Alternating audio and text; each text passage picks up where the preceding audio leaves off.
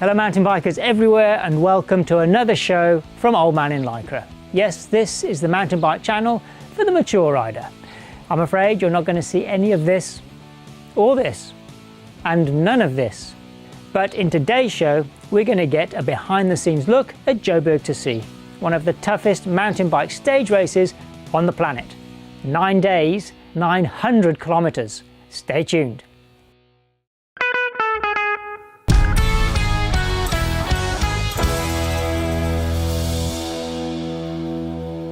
So this week we've come out to Beef, which is just below or just south of Johannesburg in South Africa. I'm with good friend of the channel, joberg2c. Gerald, what are we doing here? Well, Doug, this is quite an unusual situation because this is the start point for the Joberg2c, which is the 9-day mountain bike stage race down to Scotbra on the coast of South Africa. And normally when I've come here, it's jam-packed here with riders, and this year there'll be a full field. It's sold out. Today it's really quiet because there are just a handful of us riding what they call the dry run. Craig, tell us what the dry run's about. Gerald, it's an opportunity for us to go and ride the route, to understand what our riders are going to go through, to actually see it for ourselves firsthand, what we need to do in terms of preparation. Right from the beginning we said we're not going to ask the riders to do something that we can't do ourselves. So we ride it every year. It is an opportunity for us to chat all day for 9 days, which is really important because we come up with all sorts of good ideas, I think. And so while the guys got riding, I got filming. One of the things about the dry run, which a lot of people don't actually know at home, is that it takes on average 2 to 3 hours longer per day for us to get to the finish on what we would normally do on a Joberg2c day. The gates are primarily the issue. It takes you 2 to 3 to 4 minutes per gate, and we've sometimes got, tomorrow for example, we've got 35 gates. Today we've already crossed 11. Puzzle. That's half an hour. Still hasn't opened it. Yay!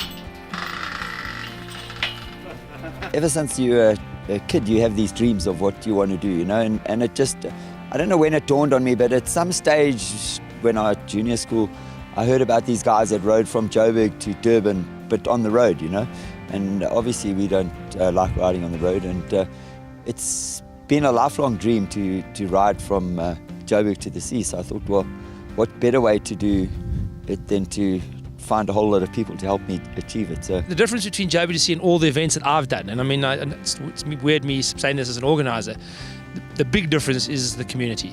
The different communities, the different types of people that this event is about us coordinating, us making trails, yes, but it's not about that. It's about the community and the difference of when you come into Frankfurt and the type of things they do for you. You'll never get an outside. There's some amazing outside catering companies that could never do what these guys did.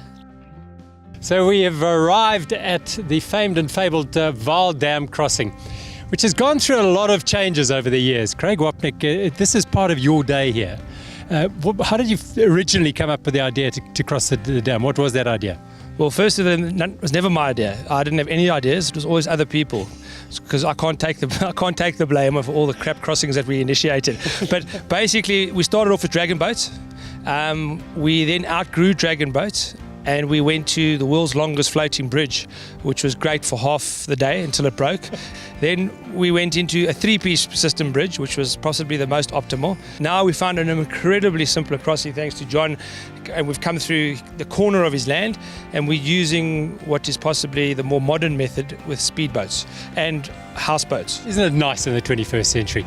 But ultimately, I think this is the way to do it in style when you get to a certain age. You've got to chill out, you've got to relax. It's Old Man in Lycra. Yeah. It's very heavy. Where are you going, farmer? I think you can walk half the way. Cheers, John. Cheers, eh? Cheers, eh? We've done about 90k, so I think the day is about 110 maybe, about 110. So we got a good 20 to go. Frankfurt, one hill I think left, and then we're there. And I just think the warmth of the people of South Africa. That's our international field's growing. You know, the first year we had 2.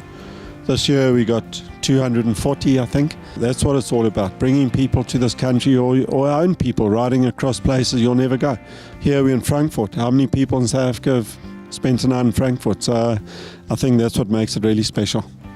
Talking of international riders, I was recently in London and caught up with Ian and Carly Coop, two riders who have done all of the previous joberg2c events.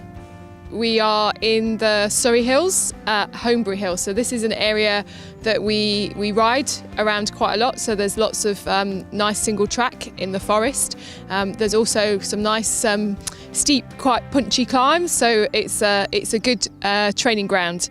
This year will be 10 years of doing joberg2c. Ian had done the Epic and heard about the joberg2c. So then we decided to do that as a team, as a mixed team. And yeah, we've been riding it ever since. It's a big commitment to kind of train for, but it's a brilliant race to, just get away for 9 days and just see the people and see the country. If there's any UK riders, we generally connect with them and try to set up a WhatsApp group.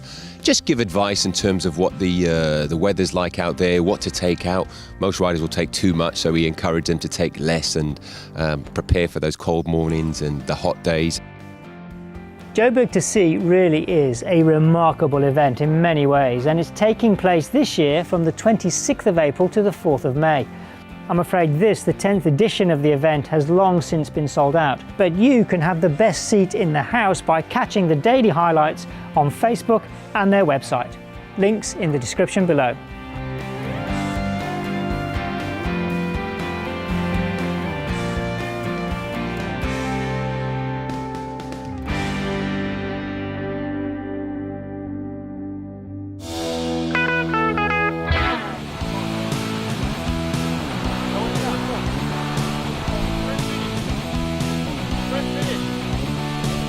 "110 kilometers done, and that's the end of day one of joberg2c dry run. These guys, apart from Gerald, have got another 8 days ahead of them. But for Old Man in Lycra, that's our show. So I just want to say a big thank you to Craig Wapnick, to Gary Green, Glenn Hoare, and of course our good friend Gerald de Kock. If you're new to the channel, please subscribe, and this Old Man in Lycra will see you next time.